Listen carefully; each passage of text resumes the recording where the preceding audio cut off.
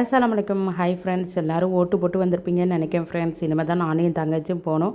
எங்கள் அம்மா வந்து இன்றைக்கி ஆசையாக வந்து கத்தரிக்காய் கடைஞ்சி கேட்டாங்க. அதுவும் கத்தரிக்காவை சுட்டு வந்து கடைஞ்சி கேட்டாங்க. இது ரொம்பவே நல்லாயிருக்கும் ஃப்ரெண்ட்ஸ். இது ரொம்ப ட்ரெடிஷ்னல் டிஷ்ஷு தான். எங்கள் பாட்டி ரொம்பவே சூப்பராகவே செய்வாங்க கறி குழம்புக்கு. அதனால் எங்கள் அம்மா நான் செய்வேன் நல்லா அப்படின்னுட்டு எங்கள் அம்மா கூட இந்த இது செய்ய தெரியாது. இது எங்கள் மாமியார் வீட்டில் இருக்கும்போது நான் செய்வேன். எங்கள் மாமிக்கும் ரொம்ப பிடிக்கும். அதனால் எங்கள் அம்மா கேட்டாங்களா அப்படின்னுட்டு 3 கத்திரிக்காய் தான் வீட்டில் இருந்துச்சு. அதையுமே சுட்டு முதல்ல எடுத்துட்டேன்.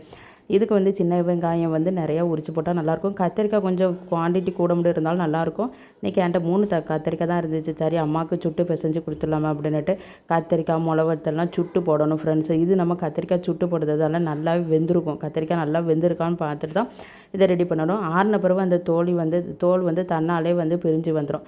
இப்போ அந்த தோலெல்லாம் எடுத்துட்டு அப்படியே மசிஞ்சு நம்ம கையை வச்சே நல்லா பிசைஞ்சு எடுக்கணும். நல்லா மையாக பிசைஞ்சிடணும். இது வந்து நல்லா சுட்டு எடுக்கிறதால ரொம்பவே நல்லாவே மனமாக இருக்கும் ஃப்ரெண்ட்ஸ். முதல்ல கத்திரிக்காயில் தோலை மட்டும் நம்ம அது எல்லாத்தையுமே ரிமூவ் பண்ணிவிட்டு நல்லா பிசைஞ்சுக்கிடணும். பிசைஞ்ச பிறகு அதுக்கப்புறம் கத்திரிக்காயில் பிசைஞ்சு வச்சுட்டேன். அதுக்கப்புறம் சின்ன வெங்காயத்தில் கொஞ்சோண்டு உப்பு சேர்த்து நல்லா மசிச்சு விட்ட பிறகு அதையுமே நல்லா இது பண்ணணும். அதுக்கப்புறம் பார்த்திங்கன்னா உப்பு, அதுக்கப்புறம் மிளவத்தில் பிச்சு போட்டுட்டேன். அப்புறம் கத்திரிக்காய் எல்லாத்தையுமே ஒன்றா போட்டு பிசையணும். நல்லா ஒன்று போல் பிசைஞ்ச பிறகு நம்ம வந்து புளி ஊற போட்டேன். கொஞ்சோண்டு ஒரு கொட்டை புளி தான் ஊற போட்டேன். ஏன்னா குவான்டிட்டி கம்மி அப்படின்னுட்டு. ஏன்னா புளி ரொம்ப போட்டாலும் வாயில் வைக்க முடியாது, ரொம்ப புளிப்பாயிருமா அப்படின்னுட்டு. அதுக்கப்புறம் அதை நல்லா கரைச்சி எடுத்து அந்த புளி தண்ணியை அந்த மிக்சிங்கோடு நம்ம சேர்த்துக்கிடணும். சேர்த்து ஒன்று போல் நம்ம பிசைஞ்சு வச்சுட்டோம்னா இந்த ரெசிபி வந்து ரெடி ஆயிரும் ஃப்ரெண்ட்ஸ். இது வந்து உளுந்தம்பருப்பு குழம்பு கொஞ்சம் சப்புன்னு இருக்கும். அதனால் எங்கள் அம்மாவுக்கு பிடிச்ச மாதிரி ரெடி பண்ணி கொடுத்து அம்மா ரொம்ப ஹாப்பியாகவே சாப்பிட்டாங்க ஃப்ரெண்ட்ஸ்.